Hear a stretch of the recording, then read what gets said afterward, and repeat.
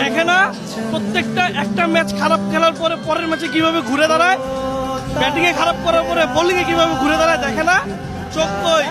এটাই বলা। অবসরে যাওয়া উচিত, বা সাকিব আল হাসান সেই ফর্ম রেট নাই, তাদেরকে আজকে দাঁত ভাঙা জবাব সাকিব আল হাসান দিয়েছে। এবং সেই সাথে সাথে আজকে বাংলাদেশ বিশ্বকে আরো একবার দেখিয়ে দিল যে বাংলাদেশ পারে, এবং বাংলাদেশ এই বিশ্বকাপে আমি মনে করি যে টি-20 বিশ্বকাপ নিয়ে তবে এই বাংলাদেশে ফিরে